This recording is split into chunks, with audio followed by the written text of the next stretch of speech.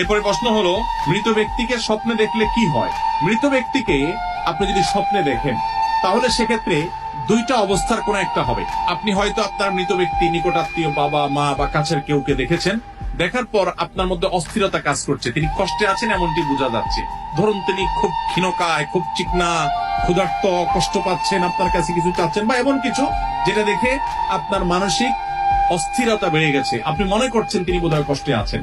তাহলে আপনি তার পক্ষ থেকে প্রথমত আল্লাহর কাছে মাফ চাইবেন, ইস্তিগফার করবেন, চোখের পানি ফেলে আল্লাহর কাছে দোয়া করবেন, আল্লাহ আপনি ওনাকে মাফ করেন। তাকে স্বপ্নে দেখার পর আপনার মধ্যে এরকম কোন ফিলিংস না হয়, বরং মনে হচ্ছে না তিনি ভালো আছেন, হাসি খুশি এরকম কিছু, তাহলে আল্লাহর কাছে শুকর আদায় করবেন, সুধারণা করবেন হয়তো তিনি ভালো আছেন। কিন্তু খবরদার, আপনার স্বপ্ন কখনো ইসলামের দলিল না।